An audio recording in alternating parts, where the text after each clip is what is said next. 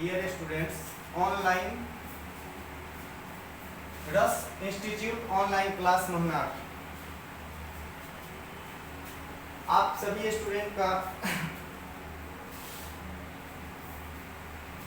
स्वागत करता है जीएस क्लास में। जीएस और जीएस में भी आपका जल संसाधन, और जल संसाधन एक ऐसा टॉपिक है जिसमें आप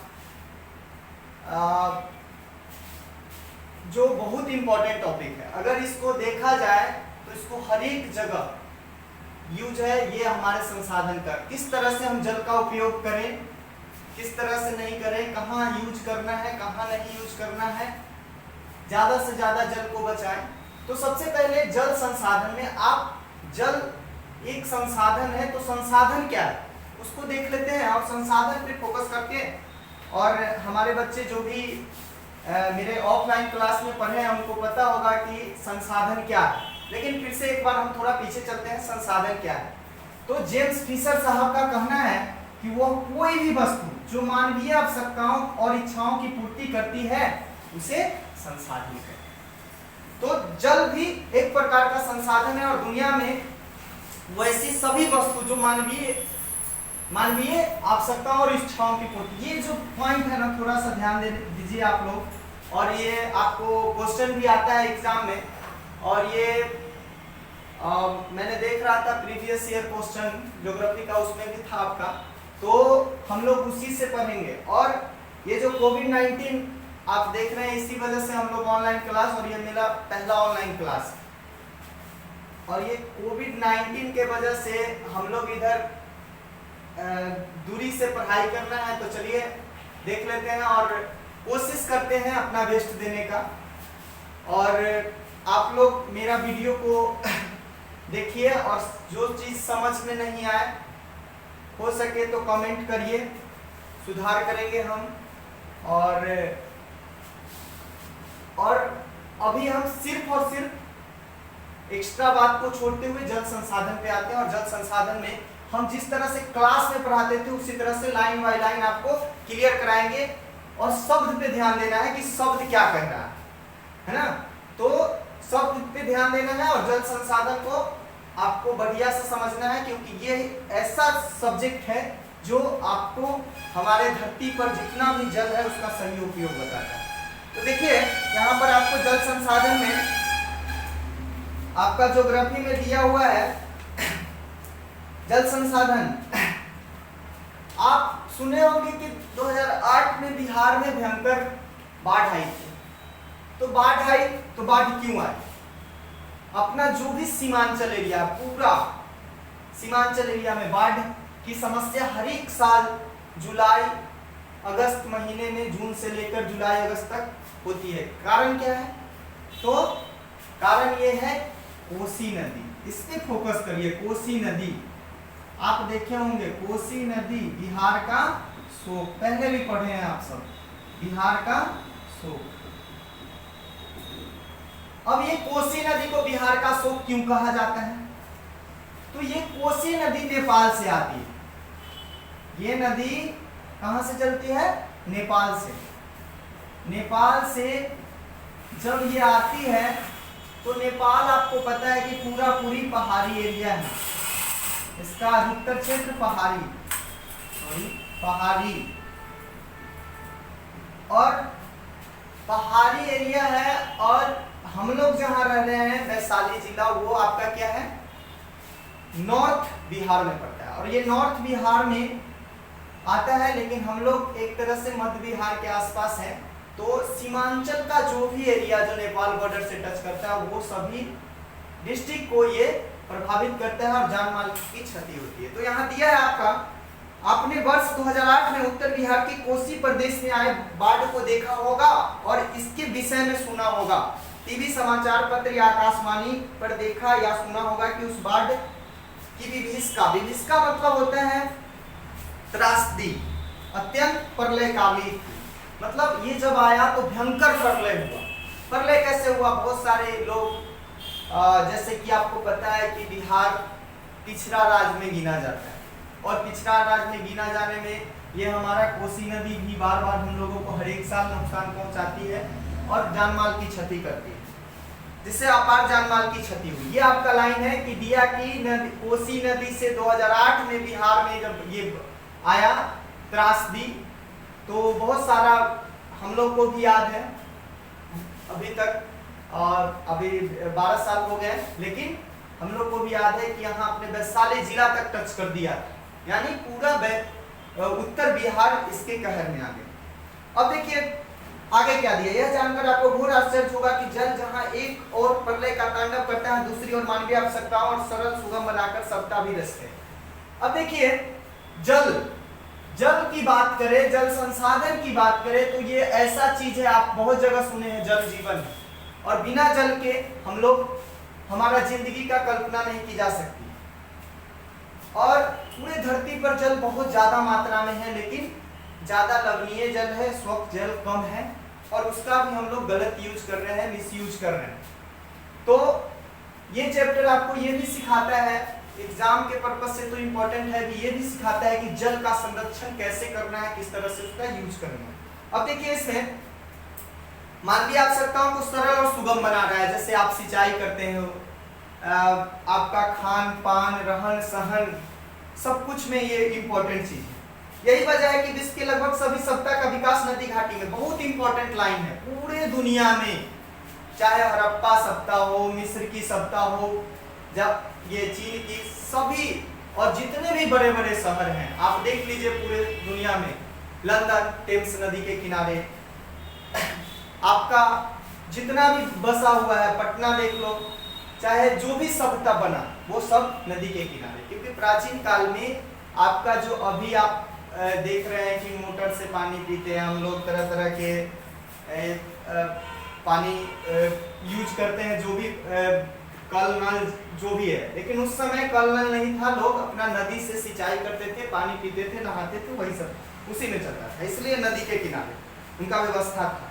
आधुनिक औद्योगिक युग में भी जल कहीं विद्युत पैदा करने में प्रयुक्त हो रहे हैं, तो कहीं औद्योगिक मशीन को ठंडा करने में। अब देखिए टरबाइन चला के, आपको पता है कि 9th में भी आपको हम बताए थे कि टरबाइन चला के जल हाइड्रो इलेक्ट्रिक बनाया जाता है, जल से विद्युत तैयार किया जाता है। तो देख लीजिए ये अपना कितना इंपॉर्टेंट चीज।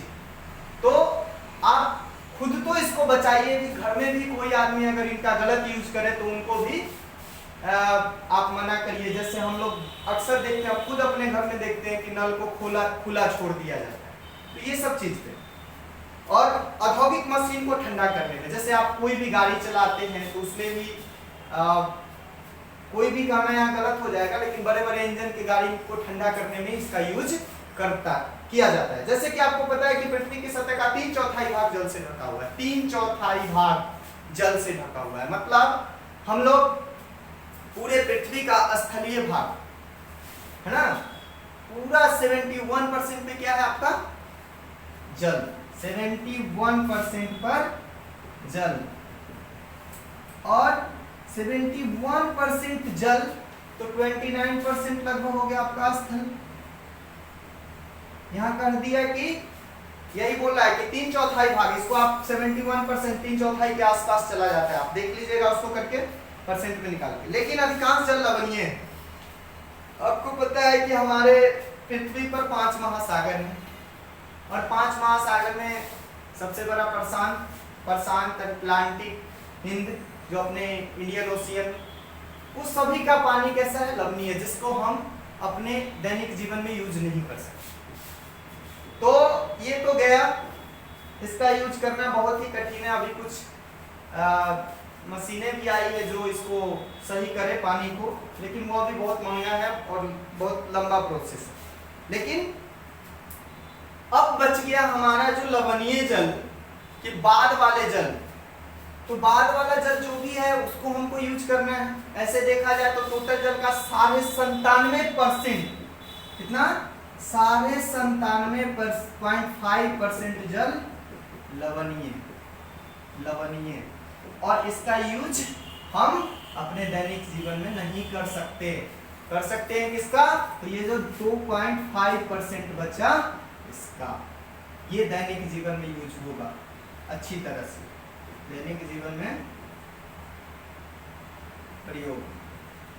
अब आप ये तो हो गया 2.5%। अभी 2.5% में भी जो स्वच्छ जल है, पीने लायक जल है, पीने लायक जल धरती पर कितना, 1% से भी कम।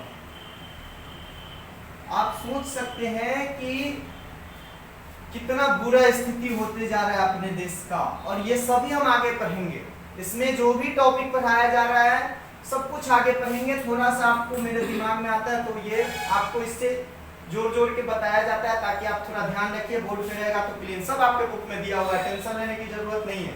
बस आप देखिए, वीडियो को बढ़िया से देखिएगा, लाइक सब्सक्राइब करके टाइट रहिए, कोई दिक्कत नहीं है ना। और जितना भी हमारे रस के खासकर स्टूडेंट हैं वो हिस्ट्री, पॉलिटी, ज्योग्राफी, इकोनॉमिक्स के लिए एकदम टेंशन नहीं लेना है। हम लोग नोट्स तैयार कर रहे हैं। कोविड-19 आपको झटका दिया है, हमको भी झटका, पूरा इंडिया, पूरे वर्ल्ड को झटका दिया है, तो डरना नहीं है, इससे लड़ना है। और ज़्यादा से ज़्यादा अपने घर पे रहिए और घर पे रह के और आप अपने क्लास का ये एंजॉय करिए।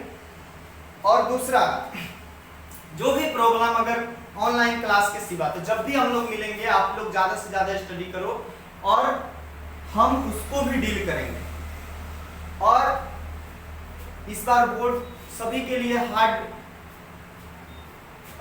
हो जाएगा क्योंकि आपका सिलेबस और कोचिंग के तरफ पढ़ाई, जैसे आप डायरेक्टली फेस टू फेस जो भी प्रॉब्लम होता था हम डील करने की कोशिश करते थे, लेकिन यहाँ पे थोड़ी दिक्कत है, लेकिन कोशिश कर रहे हैं ज़्यादा से ज़्यादा देने का।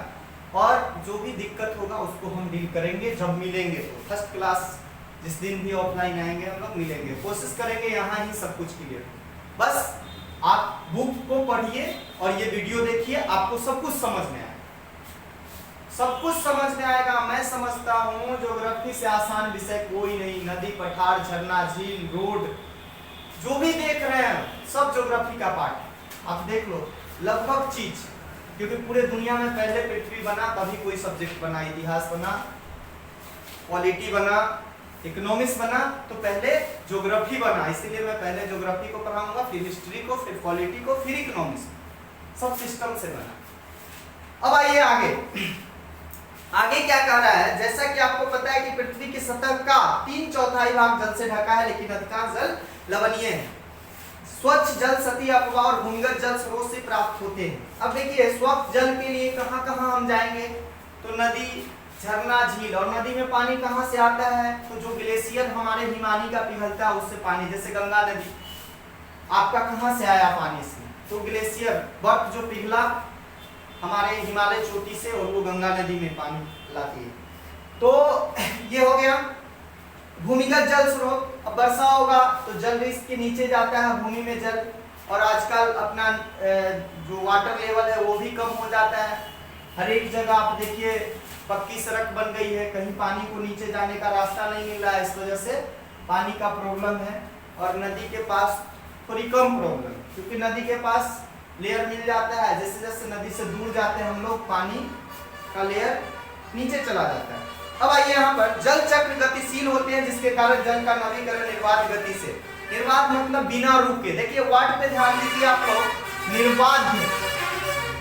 मैं आपको पहले ही बता दिया हूँ कि वर्ड पे ध्यान देना पड़ेगा, क्योंकि वर्ड आप हम लोग हिंदी पढ़ रहे हैं, लेकिन हिंदी में भी कुछ वर्ड है जो आपको, अगर आप उसको नहीं पकड़ पाते हैं तो आपको क्वेश्चन नहीं समझ में आएगा, आप आंसर भी नहीं दे सकते। तो निर्बाध गति से लिख लीजिएगा, अगर आप पढ़िएगा उस समय बिना रुके हुए।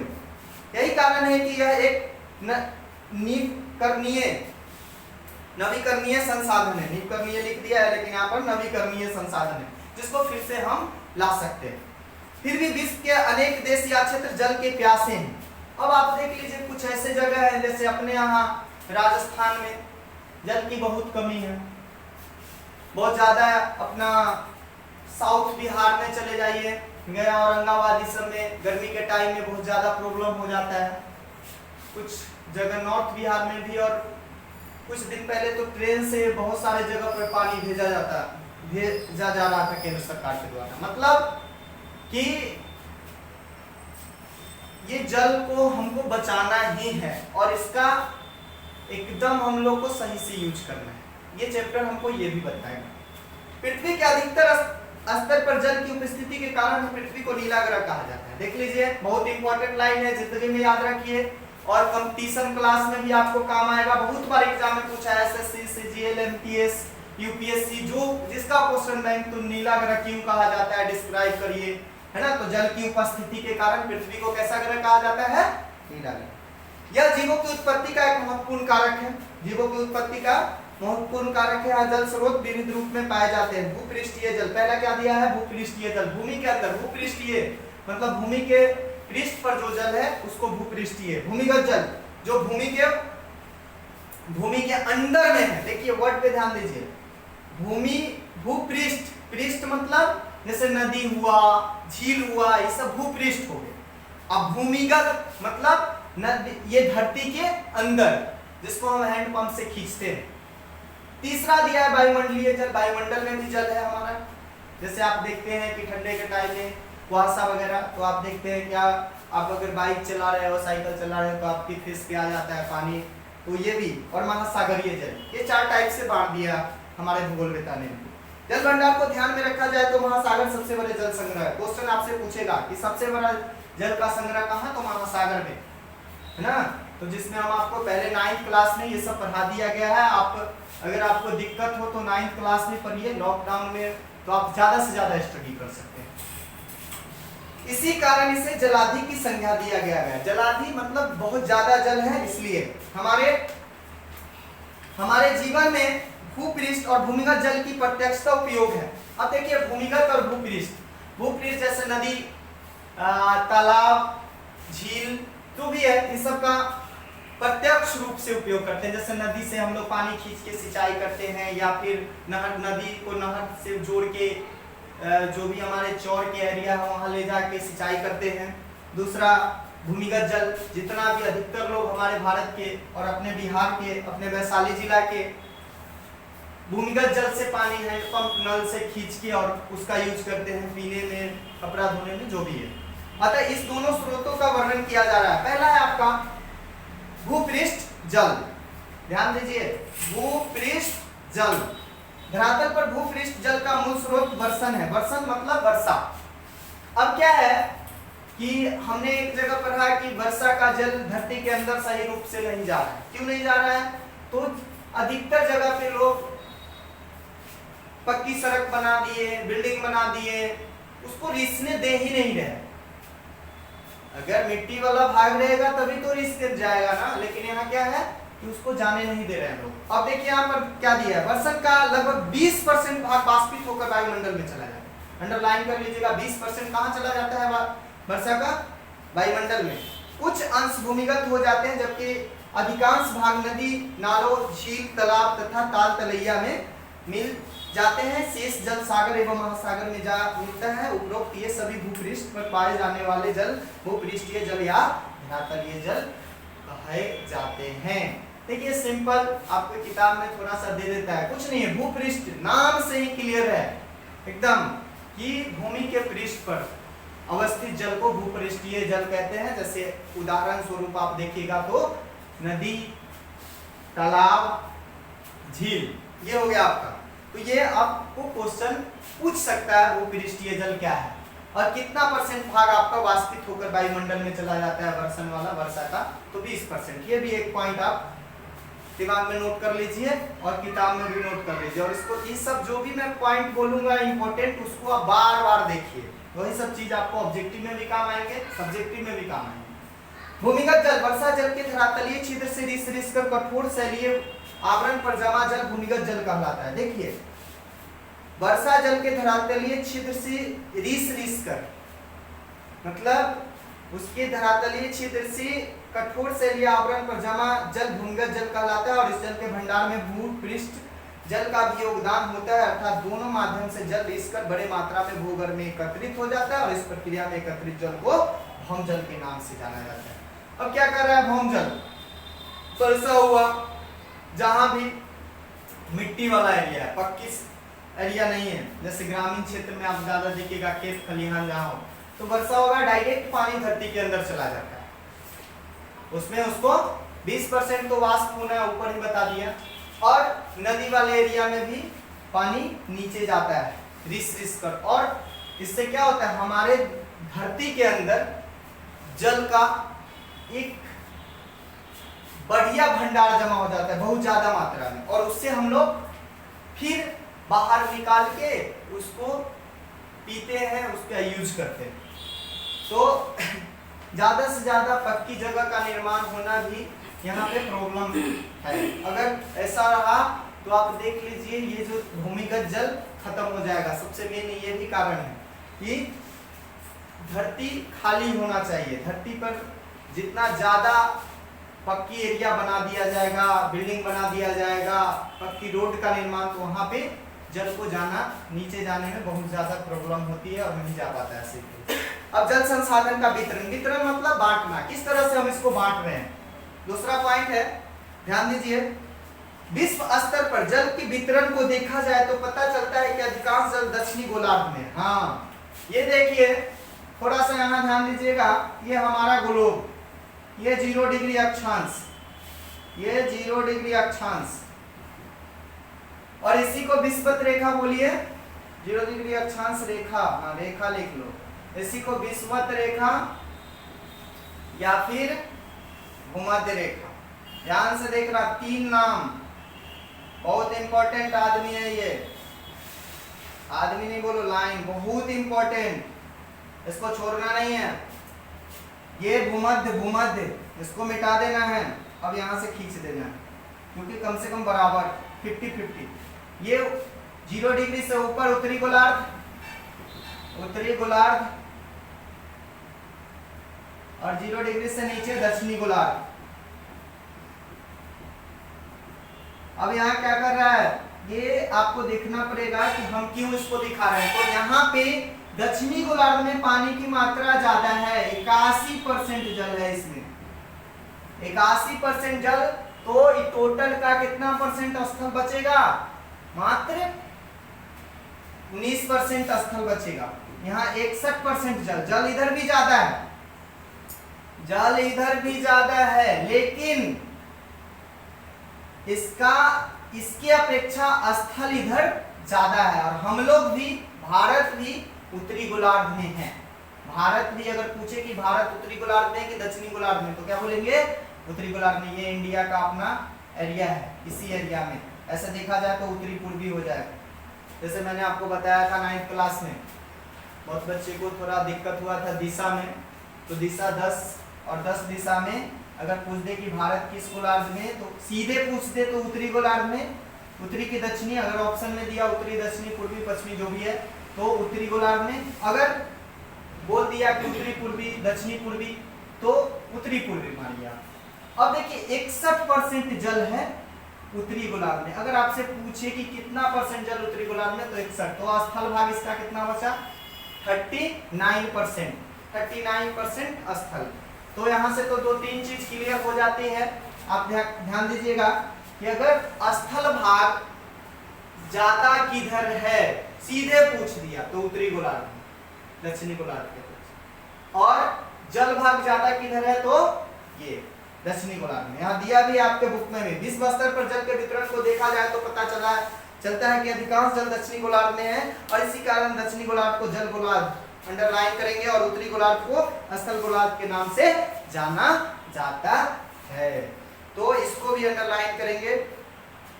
पृथ्वी पर उपलब्ध जल के अधिकांश भाग लवण की उच्च सांद्रता धारण करते हैं, फिर भी जैव विविधता हेतु यह महत्वपूर्ण है। जहाँ मछलियां, समुद्र जीव, वनस्पति, खनिज का भंडार पाया जाता है। पृथ्वी पर उपलब्ध जल के अधिकांश भाग लवण की उच्च सांद्रता मतलब लवण मिला हुआ हो जहाँ पर धारण करते हैं, फिर भी जैव विविधता हेतु महत्वपूर्ण है। वहाँ मछलियाँ, समुद्री जीव, जैसे आप देख लो अपने भारत में हम लोग भी जो मछली यूज करते हैं, आंध्रा से मछली आती है, समुद्री मछली है ना। जीव जंतु, वनस्पति, तरह तरह के पेड़ पौधे भी समुद्र में होते हैं। समुद्र के जैसे सुंदरबन में आप देखिए, सुंदरबन डेल्टा के पास जो वृक्ष है, और ये वनस्पति हो गया, खनिज का भंडार भी है, जैसे तेल वगैरह भी मिलता है ये आपको समुद्र में, जैसे बॉम्बे हाई के नाम सुना होगा आप लोग। भारत में जल संसाधन का वितरण अपर्याप्त है। अपर्याप्त मतलब कि जिसका जो एक अपर्याप्त करने का मतलब पर्याप्त का उल्टा बोल दो आप, अपर्याप्त। जल संसाधन का वितरण अपर्याप्त है, मतलब पर्याप्त मात्रा में नहीं, क्योंकि भारत में विश्व की लगभग 16% आबादी निवास करती है। 16% ये कम बोल दिया है आपको। अभी के डेटा के अनुसार 17 से 18% लोग हमारे भारत में, पूरे दुनिया में कितने लोग, कितना जनसंख्या था, 1 अरब 36 करोड़ अभी जनसंख्या हो गया हमारे देश का। अभी आपका जनगणना भी चालू है और 2021 में आपका डेटा आएगा। हर एक 10 साल पे जनगणना होती है, आप सबको पता ही नहीं पता है तो याद रखना कि हर 10 साल पे जनगणना होती है। तो अभी जो आपका डेटा है, अगर अभी आपसे कोई पूछे कि पूरे दुनिया का कितना % लोग भारत में है, तो 17% आबादी निवास करती है और इस आबादी के लिए विश्व का लगभग 4% स्वच्छ जल ही उपलब्ध। अब बताओ, लोग है 17%, जल है 4%, लोचा फंसा दिया है ना।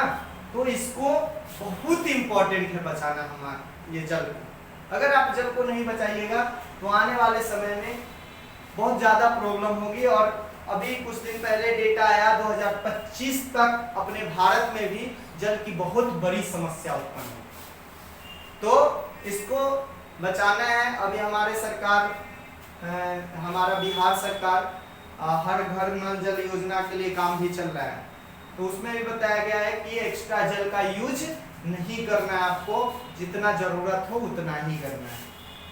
अब आइए, भारत में प्रतिवर्ष 4000 घन किलोमीटर जल वर्षण से तथा 1869 घन किलोमीटर जल भूपृष्ठीय जल से प्राप्त होता है।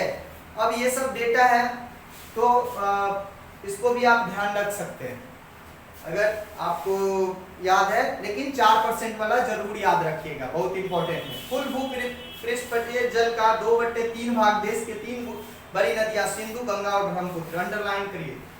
भूपृष्ठ जल का 2/3 भाग देश के 3 बड़ी नदियां, मतलब टोटल पृष्ठीय जल का 2/3 भाग जो है, 2/3 को अगर आप प्रतिशत में निकाल लो तो कैसे निकलेगा, लगभग 200/3 यानी 66 से 67%, 66 से 67% के पास ये आपका क्या आ जाता है, ये सिंधु ब्रह्मपुत्र। यहां बुक पे देखिए आप लोग ध्यान से, सिंधु ब्रह्मपुत्र और सिंधु ब्रह्मपुत्र नदी, सिंधु गंगा और ब्रह्मपुत्र प्रवाहित करती है। तो सिंधु नदी तो पाकिस्तान में चली जाती है। एक क्वेश्चन भी आपको मैं बताया था, याद होगा क्लास में, जब मैं ऑफलाइन क्लास ले रहा था तो आपको बताया था कि एकमात्र नदी है जो भारत के जम्मू कश्मीर से गुजरती है, तो कौन सी नदी, सिंधु नदी। और सिंधु घाटी सप्ताह में आपका जो भी मोहनजोदड़ो वगैरह है आप प्राचीन इतिहास में, वो सब सिंधु नदी पे, तो सिंधु घाटी सप्ताह इसलिए उसका नाम भी दिया कि उससे रिलेटेड। और पाकिस्तान का रीढ़ है एक तरह से सिंधु नदी, जिस तरह से अपना गंगा, तो वो जम्मू कश्मीर से जाती है। सिंधु जल समझौता भी आप लोग पढ़े होंगे 9th में 1960। चलिए आगे देखते हैं। आज भारत में जल भंडार हेतु जलाशय का निर्माण द्रुत गति से हो रहा है, जिसकी जल भंडारण की क्षमता लगभग 174 अरब घन मीटर हो गई है। जल भंडार करने की क्षमता जो देश की स्वतंत्रता के समय मात्र 18 अरब घन मीटर थी, तो 18 से अभी हमने देखा कि 174 अरब हो गया। तो जैसे जैसे हमारे देश जनसंख्या बढ़ा लोगों का, उस तरह से यहाँ पर व्यवस्था भी जो भी सरकारें आई अपना की, फिर भी उतना नहीं हो पाया जितना होना चाहिए।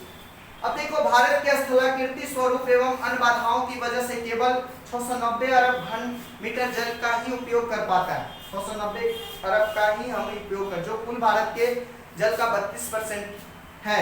भारत में गंगा द्रोणी में उपयोग के योग्य जल भंडारण की क्षमता सर्वाधिक है। सबसे ज्यादा अगर किस द्रोणी, अपवाद क्षेत्र, द्रोणी मतलब होता है अपवाद तंत्र, याद रखना, जहां पर गंगा का एरिया है वो गंगा के आसपास का अपवाद तंत्र, जहां से वो बहती है, जहां से निकलती है, जल भंडारण की क्षमता सर्वाधिक है। ब्रह्मपुत्र नदी की सर्वाधिक वार्षिक प्रवाह होते हुए उपयोग जल भंडारण की क्षमता अति न्यून है। ब्रह्मपुत्र नदी का सही से यूज पानी का नहीं किया जाता है, जैसे गंगा का हम लोग कर लेते हैं। अगर उपयोग जल भंडारण की क्षमता को अनुपातिक दृष्टि से देखा जाए तो ताप्ती नदी का स्थान प्रथम है। ये ताप्ती नदी गुजरात, सूरत, याद होगा सूरत के अंत में त, और पूछा भी है क्वेश्चन कि सूरत किस नदी के किनारे, तो क्या बोलेंगे ताप्ती नदी। तो ताप्ती नदी के बारे में क्या बोल रहा है कि अगर उपयोग योग जल भंडारण की क्षमता को अनुपातिक दृष्टि से देखा जाए तो ताप्ती नदी का स्थान प्रथम है और इसमें जल भंडारण करने की क्षमता 97%। तो 97% जल भंडारण करने की क्षमता ताप्ती नदी में अंडरलाइन करेंगे। कुछ महत्वपूर्ण नदियों का ब्यौरा निम्न सारणी संख्या 3.1 से प्रदर्शित किया जाता है। अब देखिए यहाँ पर कुछ नदी के द्रोणी मतलब अपवाह तंत्र, याद रखना, जहाँ से वो बहती है, जहाँ उसका जल ग्रहण क्षेत्र है उसी को द्रोणी करते हैं, जहाँ तक वो फैली है। अब आइए भारत 3.1 सारणी भी थोड़ा सा हम लोग समझने की कोशिश करते हैं।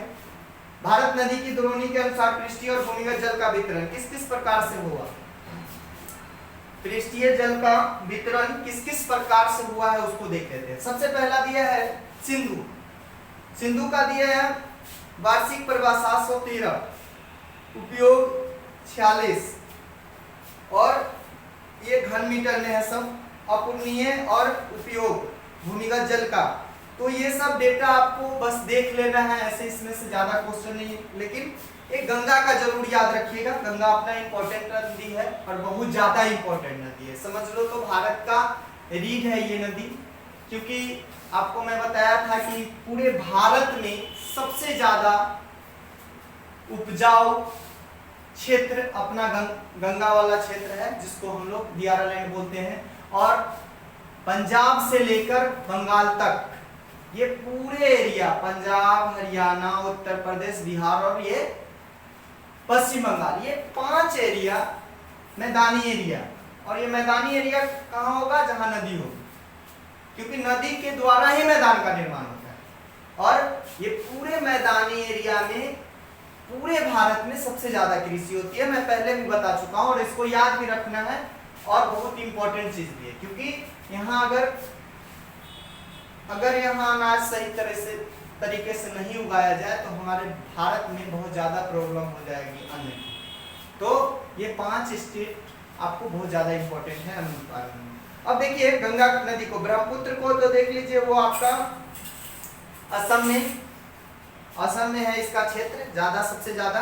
अब इसका हम थोड़ा सा क्षेत्र पे फोकस करेंगे इसलिए कि इंपॉर्टेंट है। सिंधु नदी तो जम्मू कश्मीर से चली उधर चली गई, इसका उपयोग डेटा देख लीजिएगा आप लोग। गंगा नदी पूरा अपना उत्तराखंड में गोमुख हिमानी से निकलती है, उत्तराखंड, उत्तर प्रदेश, बिहार, थोड़ा सा एक साहिबगंज जिला झारखंड का भी टच करती है और बंगाल में चली जाती है, बंगाल में जाके बंगाल की खाड़ी में गिर जाती है। और आपको ये भी याद रखना है, सब नदी में अधिकतर नदी गिरती है बंगाल की खाड़ी में। ऐसे भी भारत का मैप अगर देखिएगा तो सबसे ज्यादा नदी बंगाल की खाड़ी में गिरती है और 2, 4, 5 हाईएस्ट 6 नदी और भी कुछ छोटी मोटी नदी, जिसमें ये सभी गिरती है कहाँ, अरब सागर में। तो अरब सागर में कम नदी गिरती है, ज्यादा नदी गिरती है आपको बंगाल की खाड़ी में। अब देखो ब्रह्मपुत्र नदी में क्या बोला, ब्रह्मपुत्र और सिंधु का लंबाई समान है। एक बार क्वेश्चन भी पूछ दिया था, तो ये भी ध्यान रखिएगा, दोनों का लगभग 2800-2900 लंबाई है। गोदावरी महाराष्ट्र में, कृष्णा कावेरी कर्नाटक, महानदी उड़ीसा में, हीराकुंड बांध इसी पे है, नर्मदा गुजरात में, ताप्ती गुजरात में। तो ये सभी नदी को देख लीजिएगा, डेटा जो भी दिया है आपका। और ज्यादा दिक्कत होगा तो फिर हम लोग मिलेंगे तो इसको करेंगे, क्योंकि थोड़ा सा इसमें जो भी प्रॉब्लम होगी। अब थोड़ा सा बचा हुआ है, बस 2 मिनट में हम लोग ये टॉपिक खत्म करते हैं, फिर जल संसाधन का उपयोग कर लेंगे। देश में भूमिगत जल का वितरण असमान है। असमान है मतलब सही तरीके से नहीं है, किसी राज्य को ज्यादा किसी को कम, और ये हर एक जगह अलग अलग, कहीं ज्यादा कहीं कम मात्रा में पाया जाता है, इसीलिए असमान। इस पर चट्टानों की संरचना धरातलीय दशा जलापूर्ति के स्रोत जैसे तत्वों का प्रभाव पड़ता है, जैसे चट्टानों की संरचना, कहाँ कहाँ कहीं पहाड़ी एरिया है तो वहां पे जल आपको बहुत मुश्किल से मिलेगा, वहां जल निकालना धरती के अंदर से बहुत मुश्किल होगा। धरातलीय दशा जलापूर्ति की स्रोत जैसे तत्वों को प्रभाव पड़ता है, मतलब एरिया पर डिपेंड करता है कि कहाँ कैसे रख। समतल मैदान भागों में जिस भागों में स्थित जलज चट्टानी भाग में भूमिगत जल की अपार राशि मौजूद है, जहां भेद और प्रवेश चट्टान पाए जाते हैं।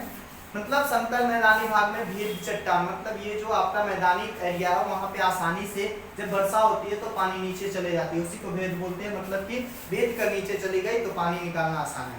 भारत के उत्तरी मैदान में पंजाब से लेकर ब्रह्मपुत्र घाटी तक जो हिमालय नदियों के कारण मिट्टी से निर्मित हुआ है में सर्वाधिक भूमिगत जल पाए जाते हैं। यहाँ देश का 42% जल पाया जाता है। देख लीजिए मैदानी भाग में देश का 42% जल पाया जाता है। एक अनुमान के अनुसार भारत में लगभग 443.9 अरब घन मीटर भूमिगत जल उपलब्ध है, जिसका 19% जल अकेले उत्तर प्रदेश में पाया जाता है। तो उत्तर प्रदेश पूरा आप देख लीजिए तो आपको मैदानी एरिया है। भूमिगत जल महाराष्ट्र, मध्य प्रदेश तथा तमिलनाडु जैसे बड़े राज्य में भूमिगत जल की संभावना अधिक है, मतलब ज्यादा मात्रा में संभावना है। तो अभी हम इसके बाद जल संसाधन का उपयोग करेंगे, किस तरह से करना है। थैंक्स। चलिए।